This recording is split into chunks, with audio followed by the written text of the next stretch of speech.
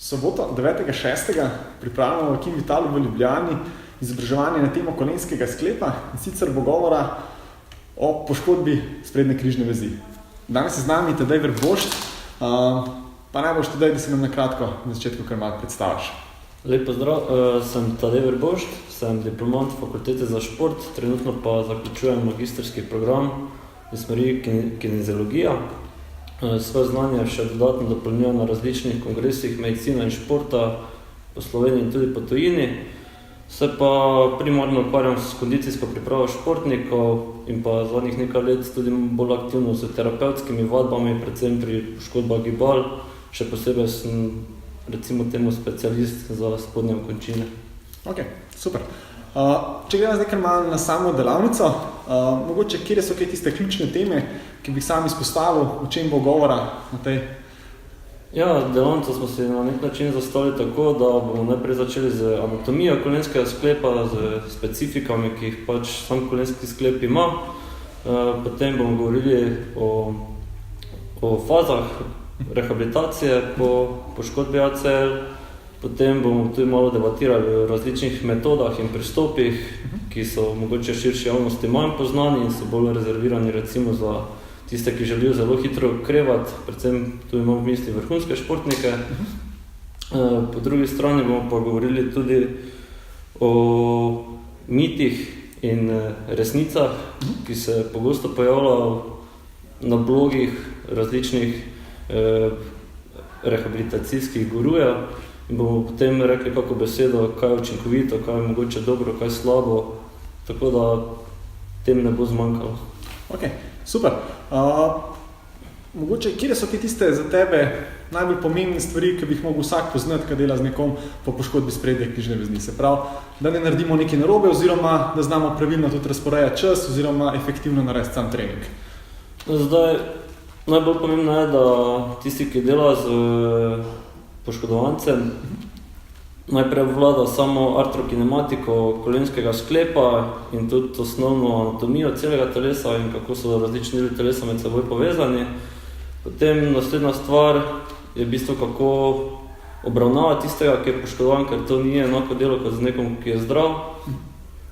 Potem je tudi zelo pomembno, da seveda poznava cel postopek same v bistvu operacije ACL, kaj se tam dogaja in potem tudi iz tega izhajamo, kako pripravimo sam terapevtski protokol in seveda na vse tiste omejitvene dejavnike, ki so v začetku po sami operaciji ključni za to, da v bistvu športnika oziroma poškodovanega spravimo čim prej v normalno gibalno stanje.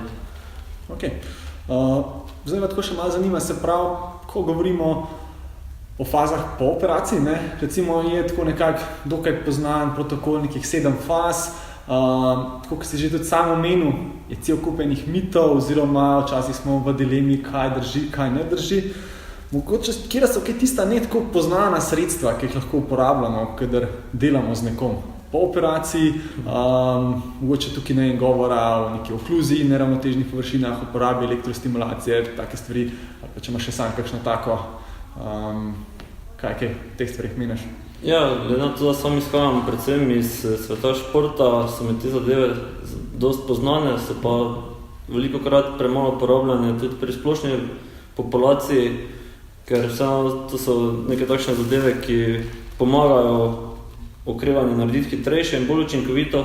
Po drugi strani pa spet moramo paziti, da vseh teh metod ne uporabljamo naenkrat in ne premišljamo, ker v končni fazi je še vedno gibalna aktivnost tista, ki je primarna pri sami rehabilitaciji ACL. Se pravi, meniš, da recimo so stvari, kot je, ne vem, odprta kinetična veriga, neravnotežne površine, so smiselne v nekih fazah ali potem rajš?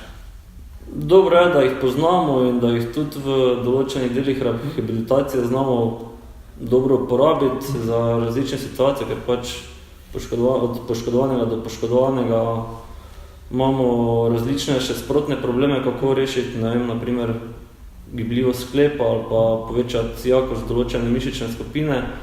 In takrat so to dobra, recimo temu, orodja v tvoji torbi, ki jih lahko izvlečeš in rešiš nastalo situacijo.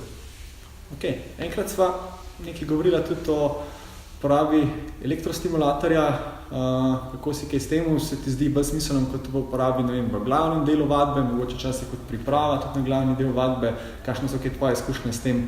Sam elektrostimulator vidim kot zelo priročno sredstvo, sploh če še ga lahko sam poškodovanec ima doma, ker v bistvu s tem lahko povečamo samo količino dela mišice tudi na pasivnem nivoju. Po drugi strani je zelo uporaben kot neka vrsta predaktivacije mišične skupine pred glavnim delom treninga. Po drugi strani pa spet je lahko neko sredstvo za regeneracijo same mišice po samem trenažnem procesu in hkrati tudi kot eno sredstvo za sprotno zmanjšanje otekline zaradi povečanja krvnega obtoka in tako naprej. To si že prej malo omenil, verjetno je zelo fajn biti tudi zelo tako, časovno učinkovit pri teh zadevah. Velikokrat vidimo, da nekdo se osredotoča na neke stvari, ne vem, kot sva že preomenila, te neravnotežne površine ali kaj podobnega, vidimo pa, da ima velik deficit recimo v moči in vse skupaj, verjetno moramo tle zelo dobro premisliti. Ja, seveda, pri vsaki poškodbi, tudi pri ACL, primarno, da dosežemo aktivno obseg giba, kar je v bistvu primarni cilj vsega, da zmanjšamo oteklino in na koncu, da v bistvu povečamo jakost mišične skupine, ki je kritična za ta sklep in delovanje tega sklepa. Potem iz tega moramo izhajati, da lahko sam sklep spet nazaj integriramo v celotno kinetično verigo in seveda potem na koncu nam ostane še delo na šport specifičnem nivoju, se pravi, da lahko športnika oziroma tudi normalno aktivnega vključimo v njegov vsakdanjik oziroma v njegov športno panogo. Ok, mislim, da sva kar dosti stvari povedala, tako da hvala tedaj. Ja, hvala lepa. Več informacij potem na delavnici 9.6. Se vidimo. Se vidimo.